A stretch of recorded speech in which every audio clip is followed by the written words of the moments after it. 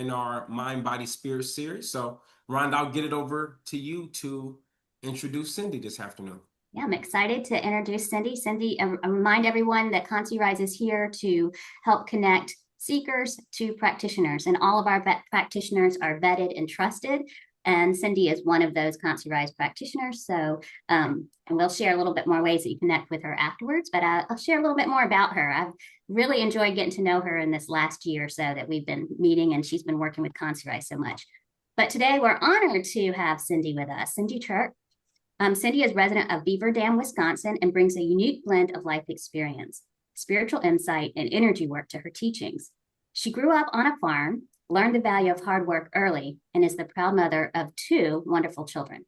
Cindy's journey led her from a decade in the optical business into a path of deep spiritual exploration. Over the past several years, she has developed an expertise as an energy practitioner, specializing in helping people release dense or stagnant energy that can block connection to higher consciousness. She has also developed skills in channeling, trance, mediumship, and working with higher realms of consciousness, including guidance inspired by spiritual figures such as Carl Jung. In addition to her spiritual work, Cindy loves connecting with like-minded people, spending time with family and friends, attending concerts, swimming, baking, and playing board games. Please join me as we welcome Cindy, and she guides us today in our session on story as pathway to spirit. And I'm going to be Vanna today for Cindy. So let me Yes, get thank you, Vanna. Well, I thank you for that introduction, and I want to thank everyone for checking it out today, coming to say hi and see what I got going on here. So I will be discussing basically today how I got to be the spiritual person that I am. So we're going to kind of discuss my story, and then I did a bunch of channeling at one point, so I will share one of the first poems that I had channeled through me when my spiritual awakening had begun in 2009. Um, Carl Jung was a very important part of my journey. So I'll discuss him a little bit and his theory of individuation, making the unconscious conscious. And we're going to do a little bit of a guided journey exercise. So, if you have pen and paper, that's fine. If not, you can kind of do it mentally as we go along. And, we'll have a little time for sharing, if you want to do so at after we do a little bit of a journaling prompt session there for a little bit. And then, we'll kind of go from there. And if there's any questions or concerns or comments, just let me know. So, but basically, my past, Rhonda kind of touched base on a little bit. My spiritual awakening. I worked in the optical field for 14 years, and I loved it. It was a great journey with wonderful people and everything. But I had a little bit of trouble, outside of the work atmosphere. I was having a little bit of troubles with the way my life was going. So I had a little bit of marriage issues, financial issues. And I kind of was feeling like a failure and I had a lot of low self-esteem because life was just not going the way that I thought it would be. And, I just always had this inner knowing that I was going to do something fairly significant in life since I was 5 years old. And I had no idea how I knew that, but I was getting to be like 32 at this point, and I'm like, oh my goodness, like life is no bueno, it's not going well right now. So what did I do? When I felt completely defeated one day, I had talked to a doctor. I didn't want to do the med route necessarily because my husband at the time was dealing with medications that was just making him not, it just wasn't the route I wanted to go, kind of, with side effects and different things. So, my shift to connecting to higher realms of consciousness basically started after one day I was like, I'm done. I need to surrender. So I unknowingly surrendered to God one night when I just said this prayer. I said, God, I'm not a bad person. All I want is someone to love, to be loved in return, and to be able to take care of my kids financially. Please help me, God. It was as simple as that. And then from that point, wowzers, there was like a lot of shifts and changes that happened in my life. So, basically right after that, so it started, like I said, in 2009. But I started having visions, and I started channeling poems out of nowhere. And when I say channeling poems, I mean, I channeled hundreds of poems over a few years. Like they would come to me. I'm like, oh my gosh, I need to write. What is going on? So, I'd grab pen and paper, and I had no thought process when the words were coming. I would just do that. Started noticing a lot of synchronicities, kind of a lot of number synchronicities, or just animal, symbolism and things that were happening around me. Um, I started having collapsing spells at where I worked. And so I would fall to the floor and freak out my poor coworkers and everything. And it felt like my soul was pulling out of my body. And then I developed, some twin flame consciousness things, which is a whole nother ball game, but it has to deal with, connecting with your true authentic self as well. I had these huge energy surges flowing through my chakras, and I didn't even know what a chakra was at that point in time. So when all this is happening, the medical facility I worked for, or the optical, was connected to a huge medical network. So they sent me to see a bunch of different mental health care doctors and medical doctors, and no one could find out why I was having these different things happening to me. So then to top it off, I started developing skills as a trance medium. Spirits are connecting with me, like jumping into my body. I could feel them. They would download a poem or information, then they would leave, and then I would write the messages that I got at that point in time. So, and a significant guest that I had, I call them spiritual guests, or visitors, was the spirit of Carl Jung. So I had known a teeny bit about him prior to this, but when I felt his energy connect with me, I researched him a little bit, and it was very vital to my spiritual journey. So I finally found a counselor who had understood that I was thinking that I had an unplanned Kundalini awakening, and then a physician's assistant. They kind of teamed up. So the physician's assistant was like, I think you're developing skills as a shaman. So he was, a Western based philosophy, but he kind of was a secret Eastern based philosophy individual too. So he wouldn't overly advertise it, but he gave me some very key advice. He's like, you're going to have to do self research, because what you're dealing with, a lot of the support team and system around you isn't going to quite understand. So since 2009, that's what I've been doing. I've been studying spiritual awakenings and honing in on different skills that had come throughout the journey.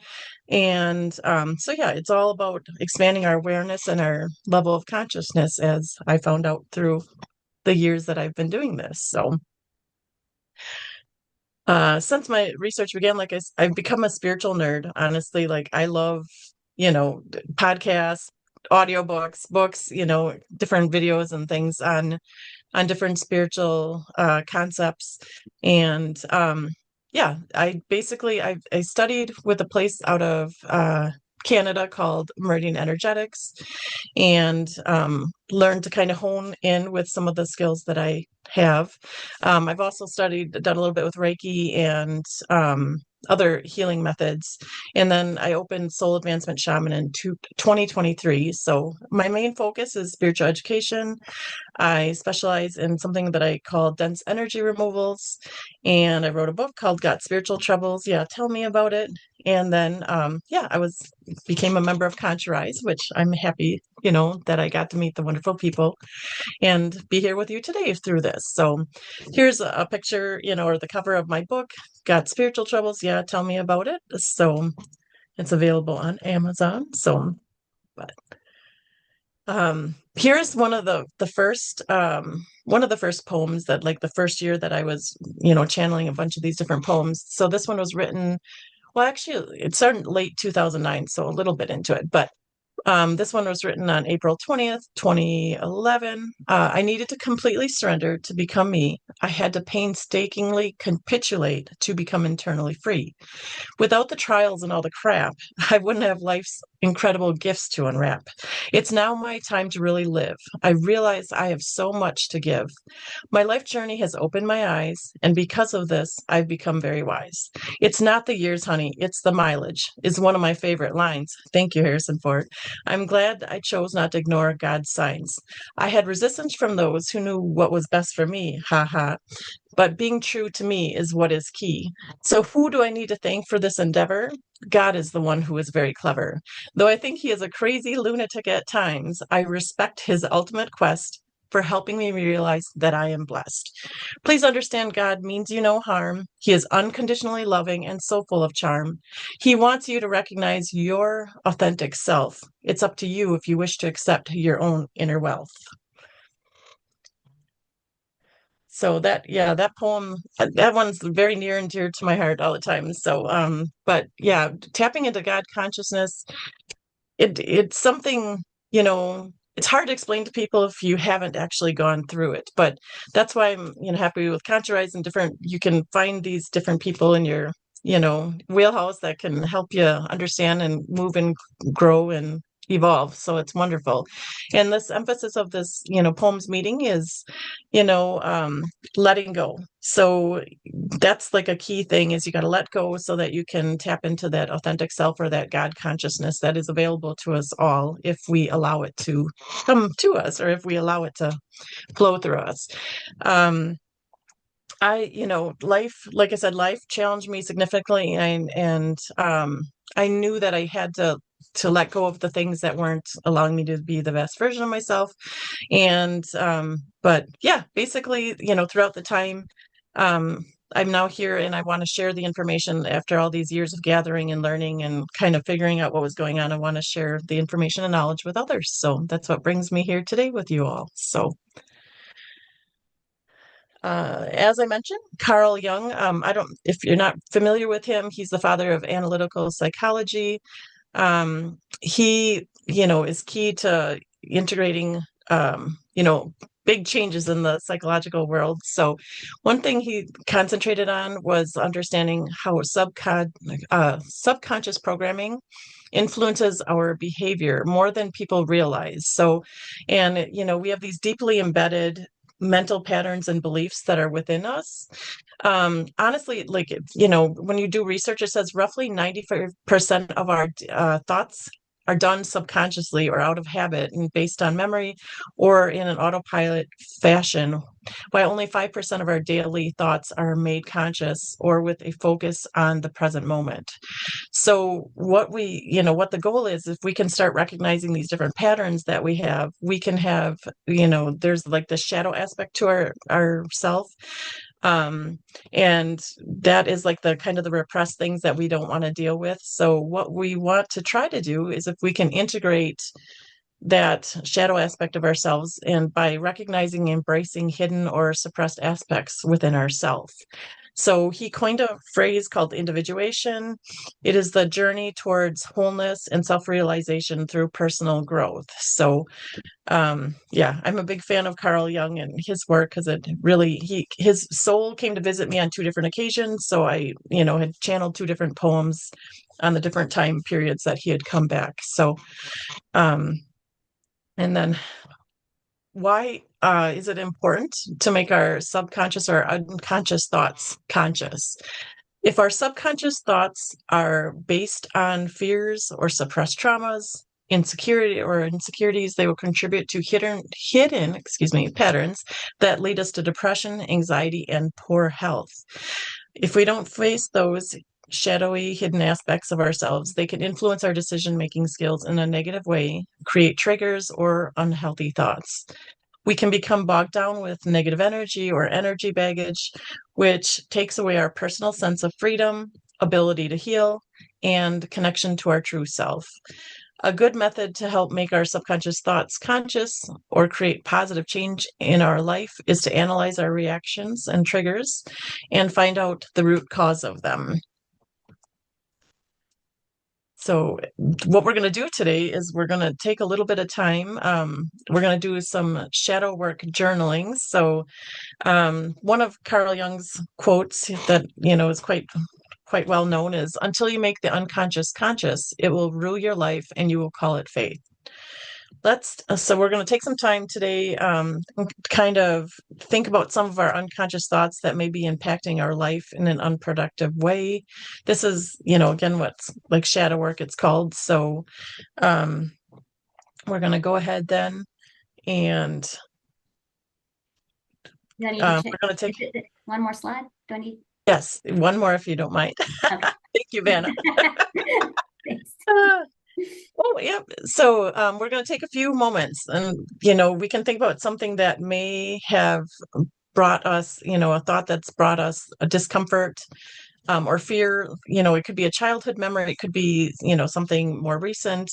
But, when we think of these things that are still not healed within us and they're associated with certain events that happen in our life, we want to work through how we can heal those different things that are connected to that memory, because it can be triggering other issues down the life, and kind of compound if we don't resolve some of that or come to terms with our past. So what we're going to do is take a few minutes today, think of an event that you want to kind of hone in on today, and think about how that event in the past made you feel. Kind of think about the details that you remember, the sights, sounds, smells, or who the other people were that were involved. And we want you to reflect on that for we'll do probably 3-4 minutes, something like that. And we want to think about, how do you think this memory may still be shaping your beliefs or choices today? And what conscious choices can you choose to alter or to help you reprogram your thinking regarding this situation? So, yeah, just take a few moments, like I said, just to kind of think about this for a little bit. And obviously, when this event is done, you can do this with other, triggering memories you may have, and go from there. So I'll just give you a few moments.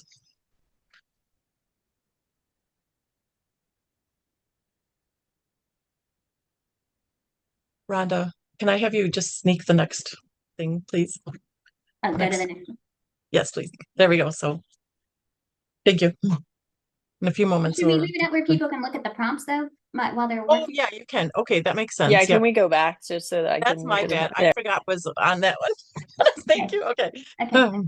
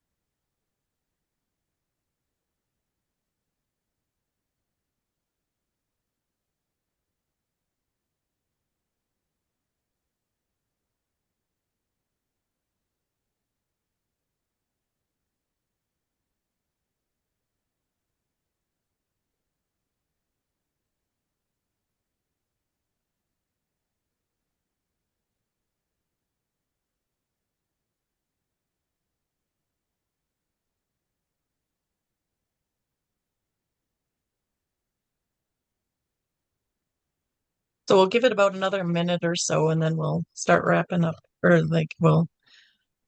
we can discuss what we're coming up with if you feel comfortable to do so. If you don't, that's fine as well. That's true. No worries either way.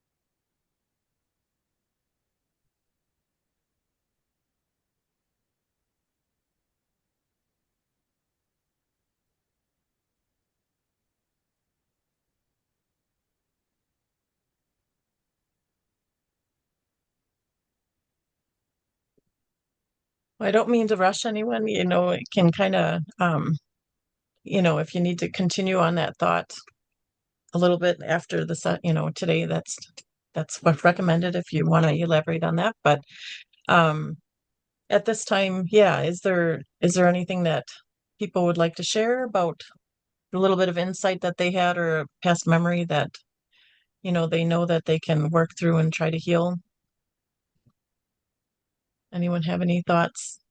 One of the biggest things that I have, like, I always think of like songs.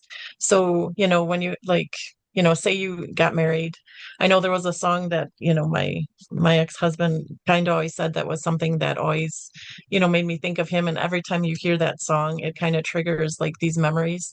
That can be like an example of something that, you're like, oh my gosh. And if it, makes you sad or whatever, it's important to see what your body or feel what your body and think about what your body is expressing, every time you hear that song. And so, yeah, then later down the road, like like, for instance, that one song that kind of used to bother me a little bit, when I hear it, I just sing along and it doesn't bother me anymore. So that's a good example of something that, people can kind of learn and move on from. So,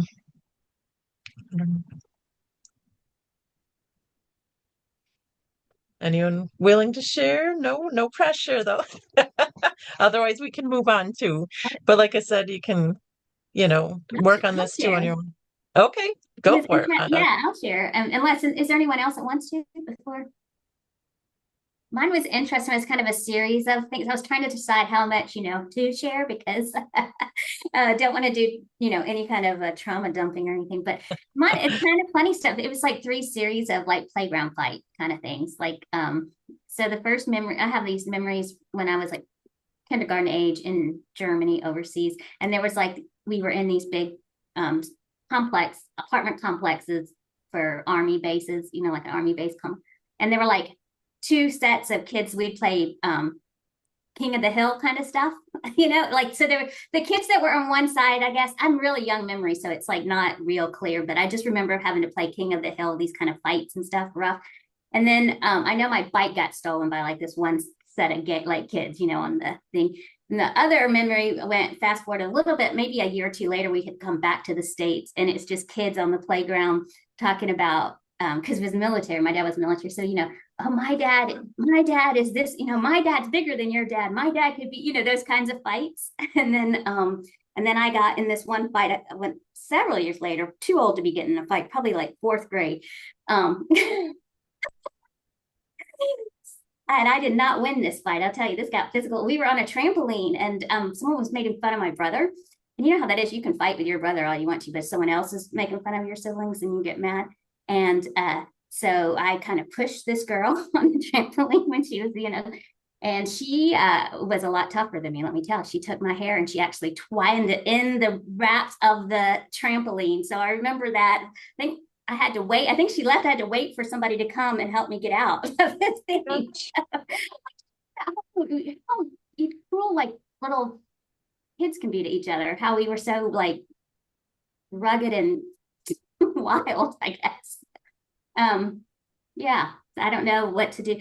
So the Germany thing, because those are some of my youngest memories. I have some other things I try to bring up from that time there, but it's curious. Do you mind if I ask how do you think that how that affected you down the road? Did you maybe, choose a little different way to have an outcome when you had an altercation Now with that I someone? look at it and can look back at these things, I think that I have this like talking about a shadow side of myself that I don't like to see, that I wouldn't necessarily like everybody else to see, but it's probably there, that if I'm pushed, I push back. I can push back. Like, I have a part of me that could, and even I guess we all do. Some people think, oh, I would never do that. But when you get into a situation, sometimes it's so, I'm sure Bashard could talk about this too.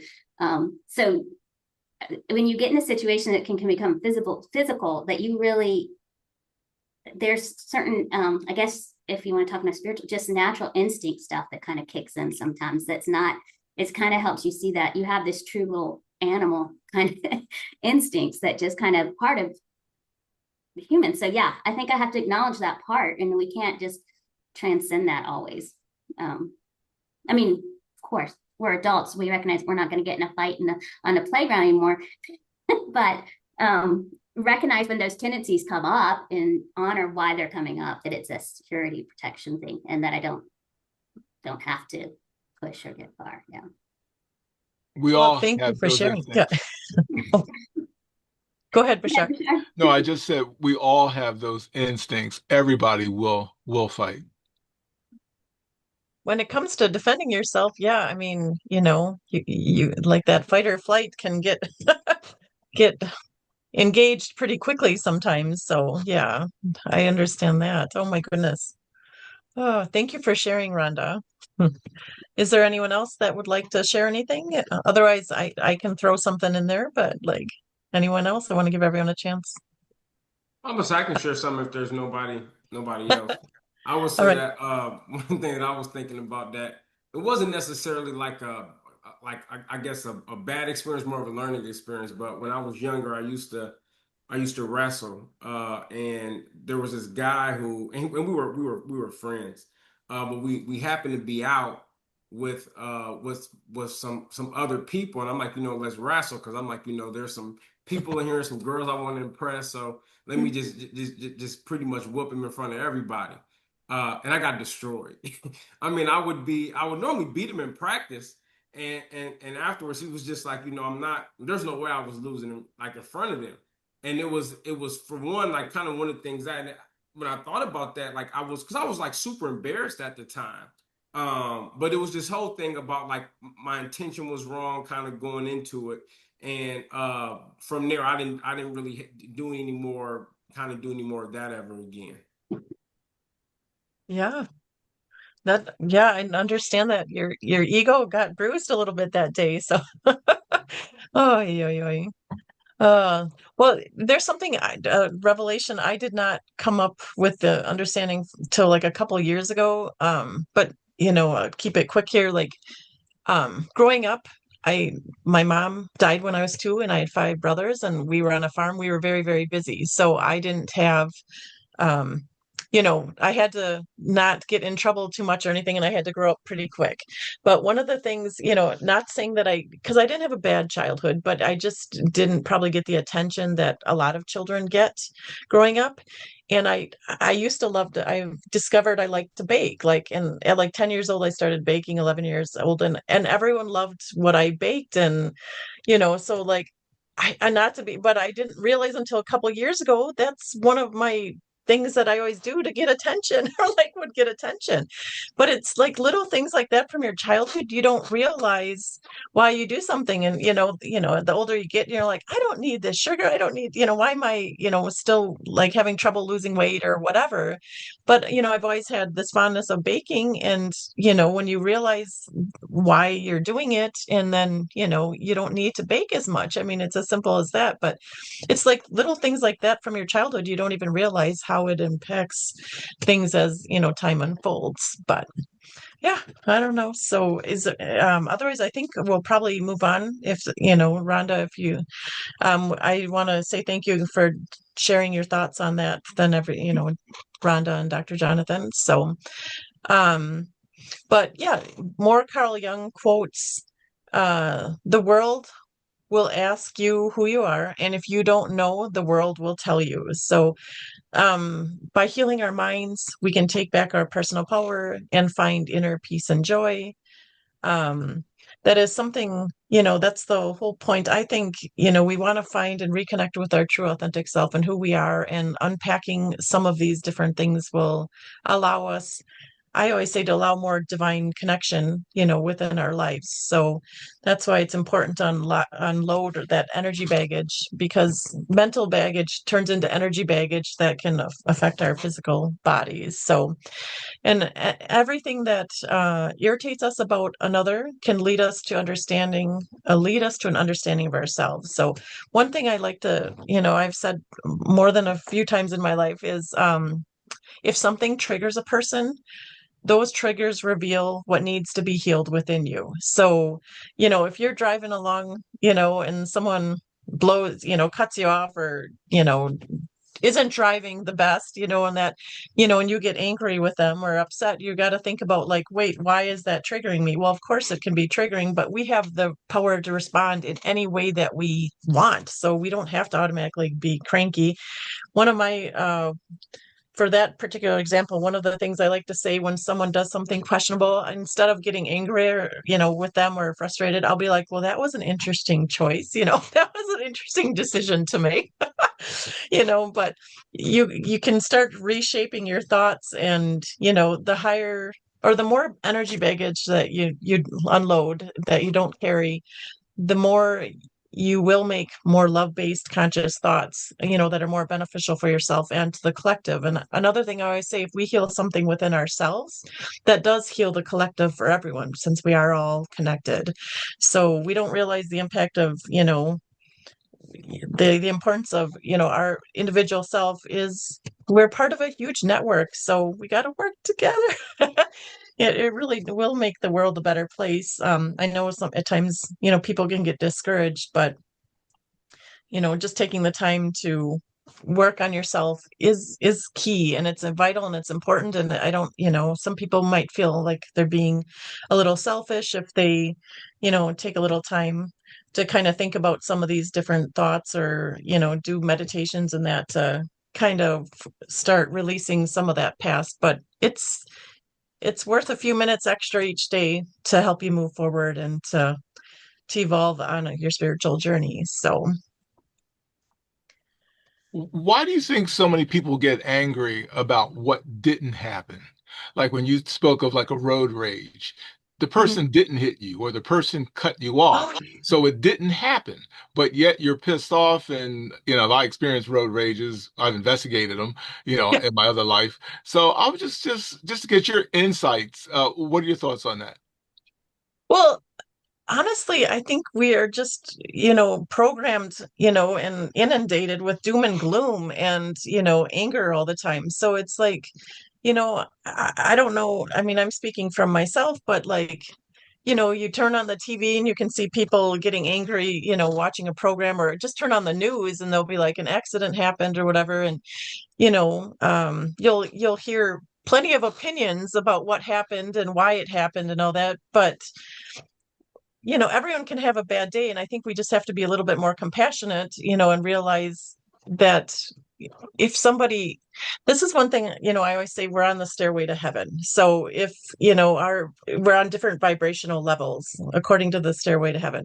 So if you have somebody that is bogged down with a lot of heavy negative, thoughts and energy, that'll lower their vibration. It's called like on the stairway to heaven. But if you can start unpacking that, you can start raising your awareness and your level, and you can have more compassion for that person that is having a bad day, because you realize that they are viewing the world with the with kind of doom and gloom that they have on the inside. So I believe, we believe that the inside of how we are feeling, and that will show and come forth on the outside. So if you have kind of a more negative mindset, you're going to express more negative, out into the world. But if you can start unpacking that energy baggage and raise your level of awareness, you will have more compassion, and you'll be like more understanding, because you've healed that within you. So you won't be as triggered so much. So I just think there's so many people that just haven't taken the time to reflect and move forward. And yeah, they're just so bogged down that that's just their natural response is they're overloaded. And as we know, that when you get that, that's can build up in your system, and that can result then with, illnesses in the physical body as well, and all that. So I just think groups like this for, ConsciRise and different things, it comes to educating people to look at a different perspective, because we've just been kind of trained to, always go the fearful route with our thoughts, and not not express our feelings and our thoughts in a positive way. So when we get angry, it throws us under the bus real quick sometimes, but it's not beneficial to anyone around. So, but yeah, well, thank you for that, the insight. Yeah, that is true, because I think it's just a matter of us, again, honing in on who we are. And the more we concentrate on our own well-being too, then we can, once we, fill our glass up, then we can help others. They'll see that we're like in a happier mindset and whatnot. And then hopefully it could be like a domino effect, that they will start behaving better as well too. So it's a process of learning, to move and grow and just choose different choices, honestly. So, Cindy, but can I add something? sure. Bashar, I was thinking about that specifically, kind of like the the road rage. And I don't know if what I would necessarily call it road rage, because I don't think I'm necessarily raging now, but I would think about like a lot of things that I got. I think about were things that learned behaviors. So I can recall like even certain times of when I have gotten upset about something. It was because I saw my dad get upset about that when we were kids and we were in the car.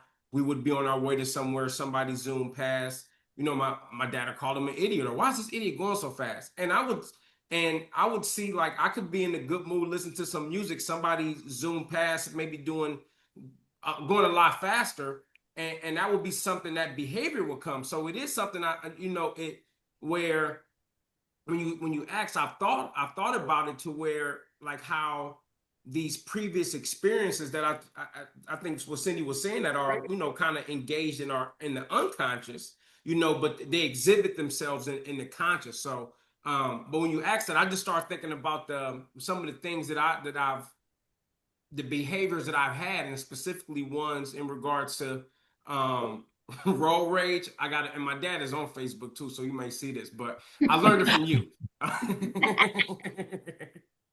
Well, just to piggyback on that, um, yeah, I think you hit on a point. And I think, Cindy, you may have answered it to some extent, but in our society today, or the mainstream value, like I have people still asking me, should I buy a gun? I'm like, well, why you need a gun? I need to defend myself. Well, when's the last time somebody attacked you at that level? Well, I've never been attacked at that level. I'm like, really? And then of course, you got stand your ground laws, and everybody needs an AR, or those kinds of things. And so we do get socialized, and our video games revolve around so much violence. And if you watch the news every day, and I was a Pennsylvania State trooper, which and when we got called, we had a news release. Well, they never, for any incident, we had to do a news release. The media never called us to find out what went right. They only wanted to know what went wrong. And that's what the people heard. So when you're kind of getting that infusion, as you pointed out, of negativity all the time, the mainstream value is not peaceful.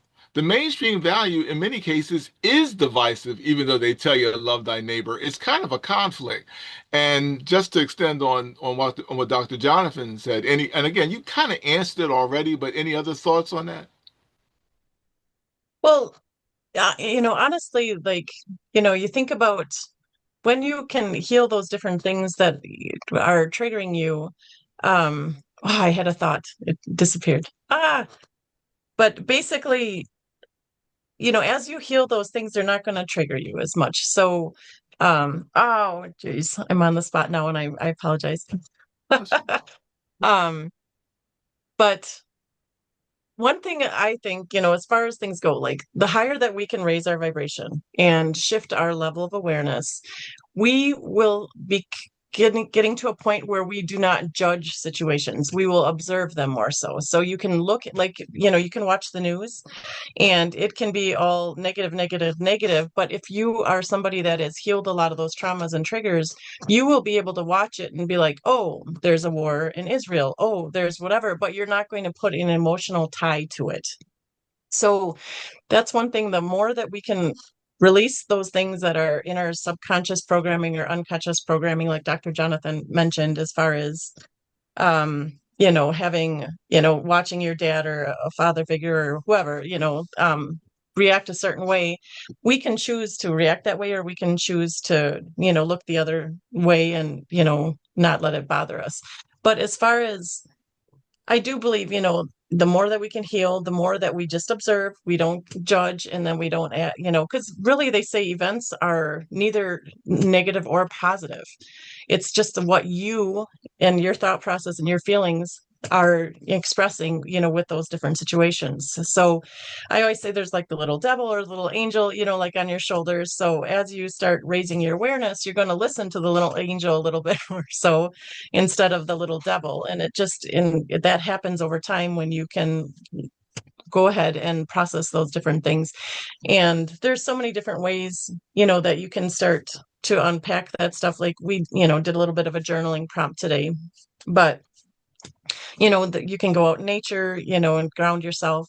You can do meditations and, or express yourself creatively. There's so many different ways, if you write music, you can express yourself through the lyrics and that. But it's just important to find an outlet that works for you so that you can start unpacking that stuff that has been bogging us down.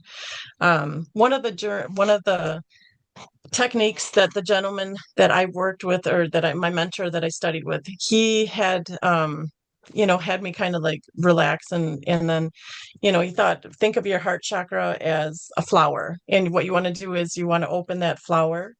And that's like opening up your access to your higher self, which is, the version of you that wants the best for yourself and for everyone involved. So then he would have me, imagine that I'm walking up some steps. We have 7 chakras. I work with the 12 chakra system. So he'd have me walk up like 12, steps to this level. And he would have you have a safe space to connect with your higher self by when you opened up this flower and, meditation that we were doing. So once you got up there, like there was like a mirror on the wall, and you could look at it and kind of like, give yourself like, I'm good enough, I'm smart enough. I don't mean to bring in Stuart Smalley, but like it actually is a good concept if you know who he is from Saturday Night Live. But just reinforce that you're a good person and your thoughts are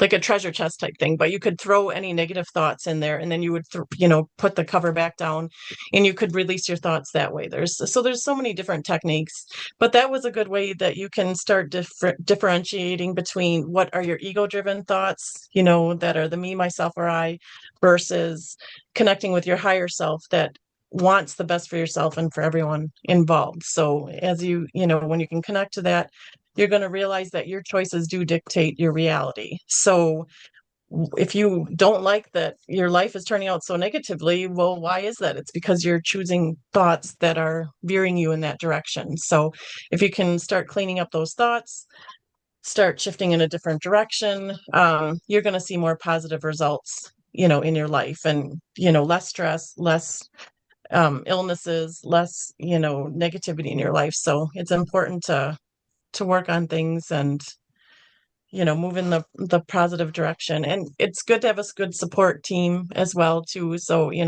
friends and family, don't be afraid to have them give you a little assistance once time. You don't want to dump all your traumas on individuals, but realize that we are always connected to source, and we do have that ability to tap into that love that is available to us all. But we have to realize we need to love ourselves first, and that we are worthy of receiving it as well. So I think that's where there's a big disconnect in a lot of humanity right now, is because people forget that they are awesome and they are worth the love and joy and positivity in life. But they have been programmed that fear dictates us, and if we can overcome that fear-based, belief system, that's going to help us elevate to the next level. So, but yeah, I mean, is there any questions or, thoughts that anyone has at this time?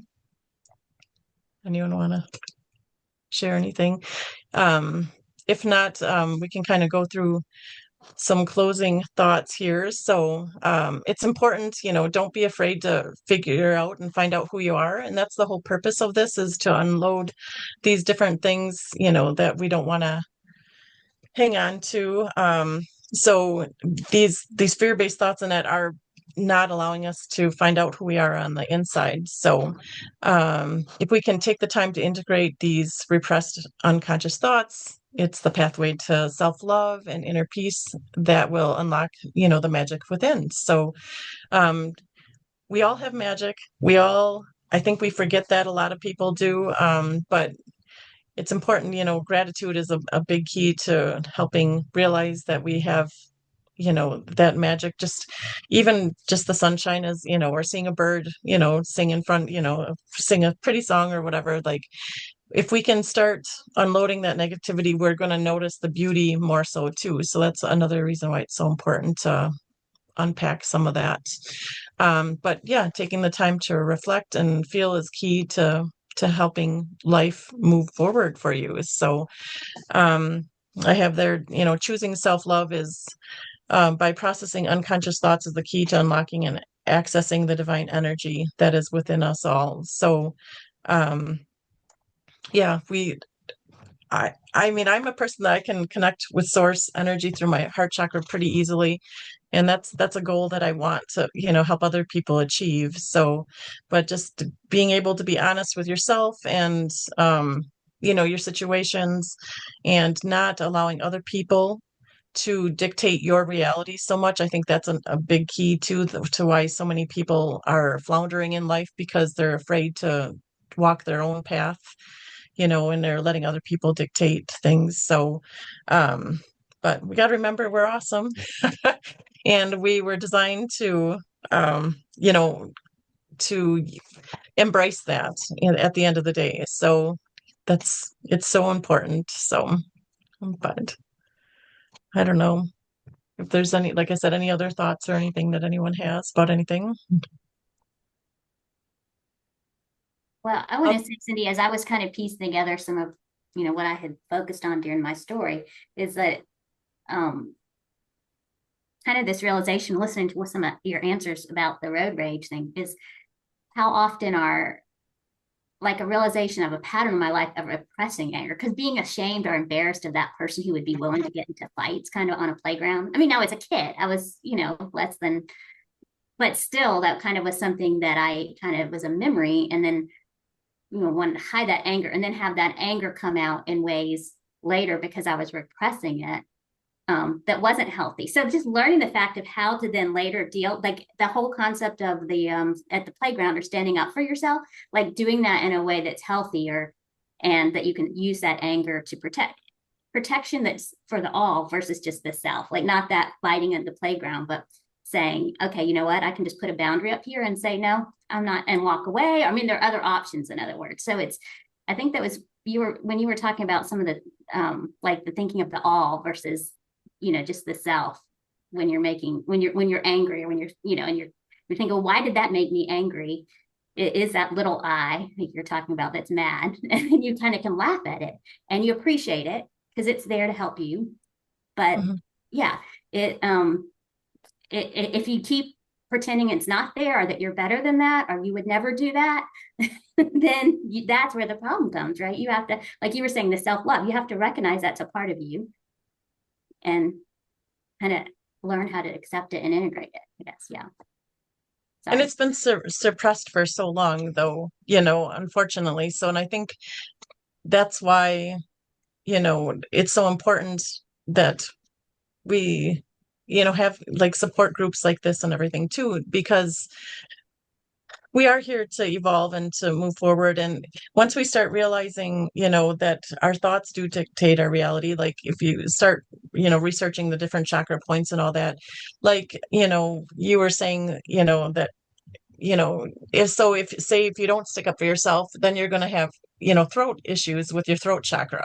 When you start realizing that stagnant energy can get stuck there, down the road, you might have, it connects with the organs around there, so you might have dental issues, or you might have throat cancer, or different things. So like when you start understanding the mind body spirit connection, it really is all connected. So, but it, again, it's those suppressed thoughts that we don't even realize, and that's why when, when I did that exercise where I would go up, it was like a tree house for me when I would walk up those steps and it was just like a simple tree house that I would go up into.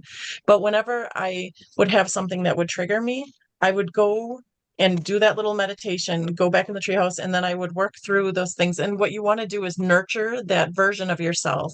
That's a key part. You want to nurture that version of yourself, that younger self, and just say, have forgiveness. It wasn't your fault. You were doing the best you can, and just have compassion for that version of yourself.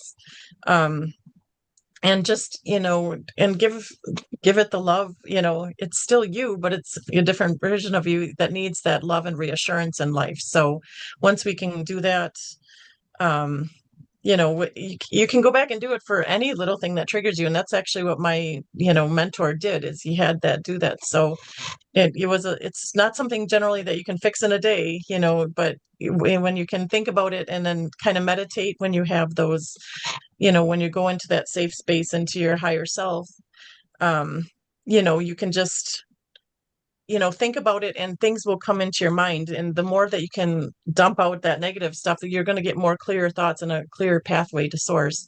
So then it's going to give you the answers that you seek, or help you realize a pattern that was causing the issue down the road, earlier, so that you won't keep repeating it. Because I always say we're kind of like, hamsters on the wheel. We've been living in autopilot for so long, and it's time to get off the hamster wheel, and you're not going to have a different result in life if you keep making the same decisions and choices time and time again. So that's why recognizing where these patterns are will help you, move forward then. So, but I don't know. Anyone? Any other comments from anyone or anything? So, all right. Well, I do want to remind everyone that if you want to connect with Cindy and learn more about her work, she is one of our ConsciRise practitioners, so you can find her on ConsciRise.com. And also, next week, well, at the same time, we'll have Dr. Bashard Subert, and he will be talking about intuition and inner beliefs. And so that will be a great series for next week. So join us next week at the same time, and we'll dig deeper into intuition and inner beliefs. Thank you. I want to say thank you to everyone. I appreciate, I was a little nervous, but I appreciate, everything. So, but yeah, if you, have any questions or concerns, you can always reach me through ConsciRise. And we're here to help you. So we want to make this world a better place. That's why we're all together doing this. So thank you. So.